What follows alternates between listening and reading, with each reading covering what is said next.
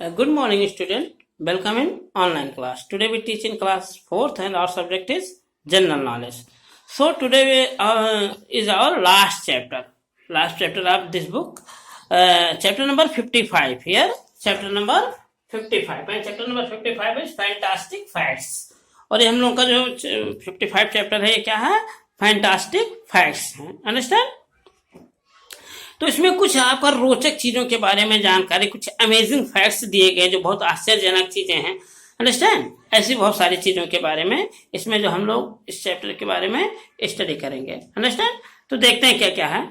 अब कुछ स्टेटमेंट जैसे आपका दिया गया है, the first dog to go into space was Laika. यानी जो स्पेस में, अंतरिक्ष में पहले डॉग गई थी उसका क्या नाम था? लाइका था. तो लिखिए, पहले डॉग का क्या नाम था? लाइका. ये इसका नाम है LAIKA, लाइका. फर्स्ट डॉग का क्या नाम था? लाइका. सेकेंड आपका दिया, Norway is the call of land of the midnight sun. हाँ, नॉर्वे को आपने पढ़ा होगा क्या कहते हैं? Land of the midnight sun, अर्धरात्रि का सूर्य. Because from mid May till the end of July the sun does not set here. हाँ, इसमें ऐसा मतलब ये पोजीशन पे रहता है कि जब सन रोटेट करता है तो 2 महीने, देखिए मिड मई यानी 15 मई से लेकर के आपका 31 जुलाई तक, एंड जुलाई तक दिया गया है. सन डज नॉट सेट हियर, यहाँ सूर्यास्त नहीं होता, सनसेट नहीं होता, मतलब दिखाई देता. During this period Norway experience a long twilight. Twilight मतलब होता है गोधूल जैसे कहते हैं, या मॉर्निंग में जैसे हम लोग का एकदम सुबह भोर का समय होता है, इस तरीके से. यानी वहां बहुत ज्यादा ना धूप होता है ना बहुत ज्यादा क्या होता है, अंधेरा हो. ऐसा जैसे गोधूल शाम के समय होता है, सूरज ढलने से जस्ट कुछ पहले का समय, या ये होता है. तो इसमें आपको बता दिया. नेक्स्ट हम लोग का है, ये कौन है? नॉर्वे. नॉर्वे को क्या कहा जाता है? लैंड ऑफ मिडनाइट सन. सन है थर्ड है हम लोग का, A total of 12 people have walked on the moon. हाँ, अभी तक जो है ये माना जाता है कि 12 लोग जो है मून पर गए हैं. इससे पहली बार आर्मस्ट्रांग आप पढ़े थे, नील आर्मस्ट्रांग गए थे. तो अभी तक कुल मिला के अलग अलग देशों से 12 पर्सन जो है मून पर गए हुए हैं.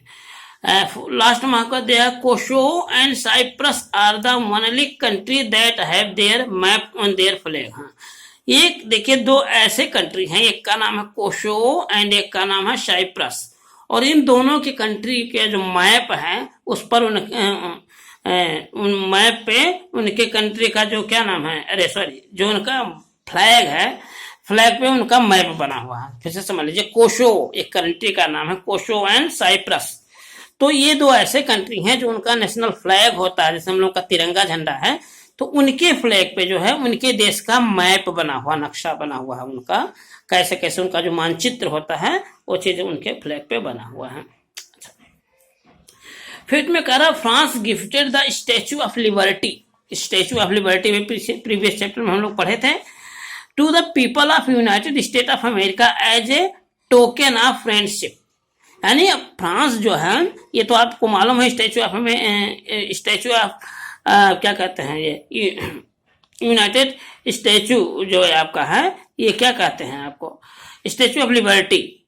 स्टैचू ऑफ लिबर्टी जो है, sorry for this, statue of liberty जो है ये हम लोगों का कहाँ? अमेरिका में, लेकिन इसको फ्रांस ने गिफ्ट किया था. यानी यहाँ पर जो पूरा बना गया है तो ये फ्रांस के वहां को बनाया गया था गवर्नमेंट ने, और उसको एक फ्रेंडशिप टोकन के रूप में दिया गया था.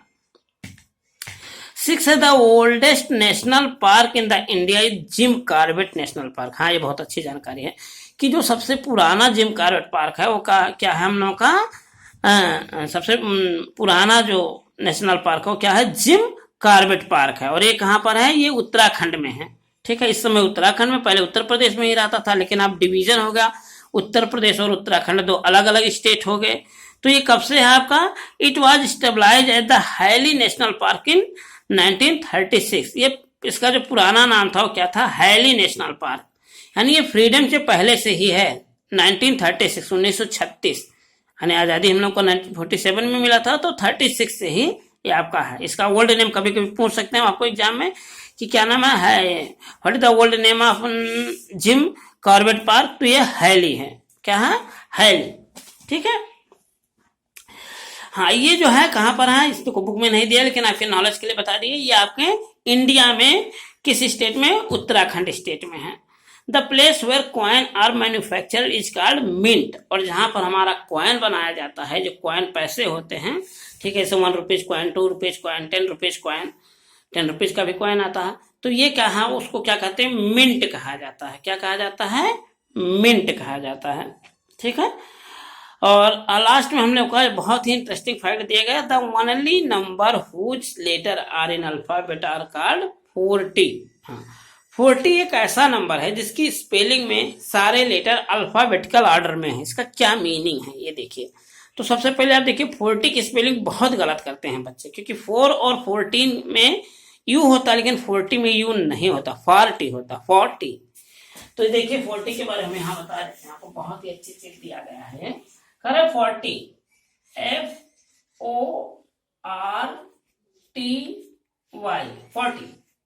40, 40, 40, तो इसको 40 बोला जाता है, फॉर, ऐसे फॉर टी, 40 नहीं 40, लेकिन हम लोग प्रोनाउंसिएशन थोड़ा हो जाता 40। तो 40 में क्या होता है, 40, 40, 40 जिसको हम लोग हिंदी में कहते हैं। देखिए इस वर्ड की क्या विशेषता है, जितने भी नंबर हैं उसमें एक यूनिक नंबर क्यों है। पहली बात तो देखिए 4 की स्पेलिंग क्या होती है, FOUR, और 14, 14, FOURTEEN, तो दोनों में यू है लेकिन 40 में यू नहीं होता है, जबकि ये भी 4 ही है, इसमें यू नहीं होता। तो यू ना होने से इसके ये कहा है कि अल्फाबेटिकल ऑर्डर, देखिए ABCD में पहले आपका F आएगा, ABCDEF, अब इसके बाद F के बाद ORTY, यानी अगर ये आपका देखा जाए अल्फाबेट में तो ये क्रम से आते हैं। क्रम से मतलब कि बीच में ऐसा नहीं है, ये आपका अल्फाबेट जैसे देखिए 5वें नंबर ABCDEF, ये किस नंबर पर है, 6 नंबर पर है, ये 15वें नंबर पर है, ये 18वें नंबर पर है, ये 20वें नंबर पर है, और ये आपका लास्ट से कम 25वें नंबर पे है। ये कहने का मीनिंग है इनका। ये देखिए क्रम यहाँ कहीं आपका बीच में नहीं, 6, 15, 18, 20, 25। बाकी और जितने अक्षर हैं उसमें आपका एक क्रम नहीं हो, पहले जैसे कोई लेटर आ जाएगा, ठीक है। तो जैसे मान लीजिए ONE1 हुआ, तो देखिए O आया, O 15वें नंबर पर, N पीछे हो गया, E अब 5वें नंबर पर हो गया। ऐसे 2 में भी देखिए TW, T आपका 20 है, W 23 पर है, 3 में भी देखिए नहीं हो रहा, T के बाद H आ गया। यानी जितने भी आप पूरा 1 से लेकर 100 तक सारे लेटर देखिए, नंबर के जो स्पेलिंग है उसमें कहीं भी आपको असेंडिंग ऑर्डर में, देखिए एक पहली बात तो ये असेंडिंग ऑर्डर में है एकदम क्रम से, और कहीं पर भी आपका ये नहीं है कि जैसे पहले 20 आ जाए फिर 18 है, ये पूरा असेंडिंग ऑर्डर में ही है, ठीक है। तो इसको अल्फाबेटिकल ऑर्डर भी बोला जाता है क्योंकि इसमें क्रम से आते हैं। तो ये इतने फैक्ट्स के बारे में इस चैप्टर में दिया गया था, कुछ 8, और ये इसको पढ़ने के बाद हमको क्या है कि ये चैप्टर, हाँ एक चीज और आपको बता देते हैं, इसी में एक और बहुत ही इंटरेस्टिंग फैक्ट है 40 के बाद, कि अगर आप 1, 2 से लेकर के 100 तक का स्पेलिंग लिखिए, जैसे ONE1, TWOT, THR मतलब स्पेलिंग, तो आपको कभी A नहीं मिलेगा, ना A मिलेगा, ना B मिलेगा, ना C ही मिलेगा, ABC कोई लेटर नहीं आता, आप लिख के देख लीजिएगा। कभी भी अगर हम स्पेलिंग लिखें 1, 2, 3 to 100 तक, तो आपको ABCD नहीं, केवल D आएगा, पहली बार D आएगा 100 में। यानी अगर हम 1 to 99 की बात करें तो उसमें हम लोग का ABCD चारों लेटर नहीं आते। तो ये भी एक बहुत सरप्राइज चीज है, क्योंकि ए तो अक्सर हर लेटर में आता है, लेकिन अगर आपसे कोई पूछता है कि नहीं आपको 100 वर्ड बताने हैं, सपोज दैट 100 वर्ड बताने जिसमें ना ए हो, ना बी हो, ना सी हो, ना डी हो, तो आप यही स्पेलिंग बताते चले जाए, 1, 2, 3, 4, 5, 6 ऐसे, ठीक है। 91, 90, 99 और 99 के बाद स्टॉप बोल दीजिए, स्टॉप में भी ABCD नहीं होता। तो इसके आगे, तो ये आपका ये भी एक अमेजिंग फैक्ट्स है। तो आज आपका होमवर्क जो है, आपका होमवर्क ये है, तो चलिए आप क्या करना है, स्पेलिंग डालिए, क्योंकि इसमें देखिए आपका कहीं आता है, तो please right spelling from 1 to 100, please right number name from 1 to 100। Okay, thank you, have a nice day.